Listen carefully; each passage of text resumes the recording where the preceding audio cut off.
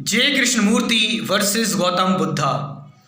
लोग इन दोनों लोगों को बड़ा ही कंपेयर करते हैं और जय कृष्णमूर्ति को तो कहा जाता है कि ये इनकारनेट होकर आए हैं, गौतम बुद्धा का ही जो है वो इनकारनेशन हुआ है। और जय कृष्णमूर्ति आए हैं, थियोसॉफी सोसाइटी जो थी वो तो यही मानती थी और काफ़ी सारे लोग बोलते भी हैं, कहते भी हैं कि जय कृष्णमूर्ति जो है वो अपग्रेडेड वर्जन है, बुद्धा का अपग्रेडेड वर्जन है जय कृष्णमूर्ति। काफ़ी सारे लोग ये मानते हैं।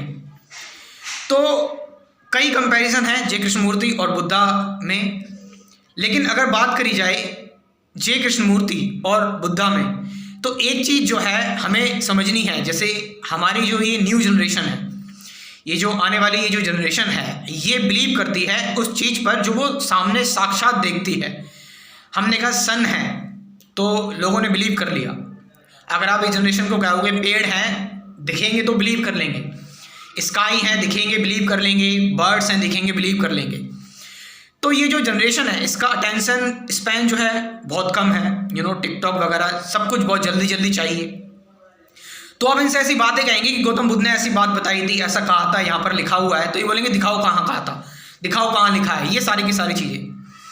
लेकिन जय कृष्णमूर्ति की का जो बेनिफिट है वो ये हुआ कि जय कृष्णमूर्ति की जो वीडियोस हैं वो टॉकिंग बुद्धा है। मतलब उनको, हालांकि बुद्ध नहीं है वो, अभी मैं इस चीज़ को क्लियर करूँगा, वो बोल रहे हैं, बता रहे हैं, समझा रहे हैं, ये दिख रहा है, ये सब लोग महसूस कर सकते हैं, देख सकते हैं, साक्षात सारी चीज़ें समझ सकते हैं। किसी पर बिना बिलीव करे, कोई अथॉरिटी को माने बिना, किसी की बात माने बिना, बिल्कुल साक्षात अपनी आंखों से देख सकते हैं। लेकिन अगर हम बात करी जाए कि क्योंकि इंटरनेट का ही ज़माना है, ये जो इंटरनेट का ज़माना है, अब हम बोलेंगे कि ये वैदिक चीज़ें हैं, यहाँ पर लिखी थी, वहाँ पर कही गई थी, इस तरह से इनके परिणाम हैं, परिमाण हैं, बहुत तरह की चीज़ें हैं। लेकिन जो सबसे इम्पॉर्टेंट चीज़ जो दिखता है वही बिकता है, ये वाली चीज़ हमारी जो मानसिकता है आज के टाइम पर लोगों की वो यही है। तो आप क्योंकि हम सोशल मीडिया से घिरे हुए हैं, अब हम जो हैं, अब हम एक पर्सन नहीं है, अब हम पूरी की पूरी एक कम्युनिटी हैं। हम किसी एक पर्सन से नहीं जाने जाते। अब हम यूट्यूब, कोई हम कहें कि कोई इंडिविजुअल है, अब कुछ अलग रह नहीं गया, सब कुछ एक है। यूट्यूब पर हो आप, फेसबुक पर हो, ट्विटर पे हो। तो आज की जनरेशन जो है वो बोलेगी दिखाओ कहाँ किसने बोला, कहाँ कैसा कहा, कहाँ क्या कहा गया, कहाँ बोला गया।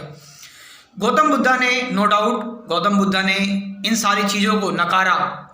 गौतम बुद्ध ने मतलब नकारा क्या, उन्होंने लोगों की समझ के हिसाब से बताया। कभी वो कहते थे भगवान है, कभी कहते थे नहीं है।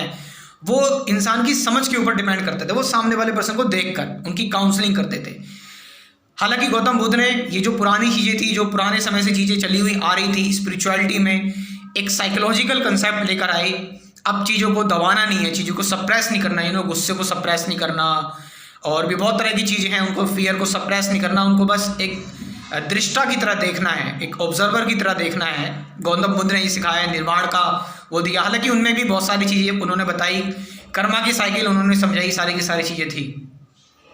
लेकिन लोग अभी भी इसमें कंफ्यूज थे।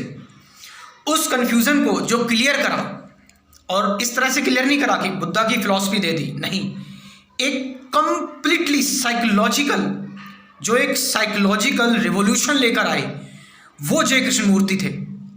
और ऐसा साइकोलॉजिकल रिवॉल्यूशन जय कृष्णमूर्ति लेकर आए कि जिसमें आपको सप्रेस करने की जरूरत, तो बुद्धा ने तो पहले ही, क्योंकि बहुत टाइम पहले हमें बताया जाता था चीज़ों को सप्रेस करो, ब्रह्मचर्य, बहुत सारी चीज़ें, फिर बुद्धा ने बताया नहीं सप्रेस मत करो, सिर्फ देखो। लेकिन जय कृष्णमूर्ति ने कहा देखो भी मत। अब इसका मतलब ये नहीं कि नहीं देखना, मतलब look with a free mind, ऐसे देखो कोई इमेज ना हो, बिना किसी कंडीशनिंग के, बिना किसी, कोई भी आपके अंदर प्रोग्रामिंग है, कंडीशनिंग है, कोई भी इमेज बनी हुई है, कुछ भी, उसको बिल्कुल छोड़ के ऐसे देखो कि the observer and the observe दोनों में कोई अंतर ही ना रहे। Thinker becomes the thought.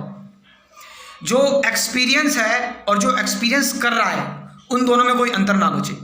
तो आप जब उस चीज़ को कंप्लीटली अटेंड कर लेते हैं तो कोई रेजिड्यू बचता नहीं है, कुछ बचता नहीं है। और जब कुछ बचता नहीं है तो कन्फ्लिक्ट आएगा नहीं। कन्फ्लिक्ट कैसे क्रिएट होता है? कन्फ्लिक्ट क्रिएट होता है डुअलिटी से। जब कोई चीज़ मैं, ये, उसमें, इसमें, इन सारी चीज़ों में बढ़ जाती है।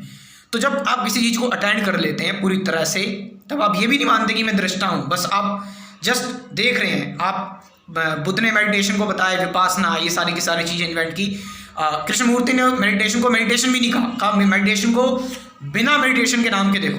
मेडिटेशन, अगर तुम मेडिटेशन को मेडिटेशन की तरह करोगे तो फिर आप एक और लूप में फंस गए कि हाँ मैं मेडिटेशन कर रहा हूँ, फिर आप एक और चीज़ में फंस गए, फिर कन्फ्लिक्ट आएगा।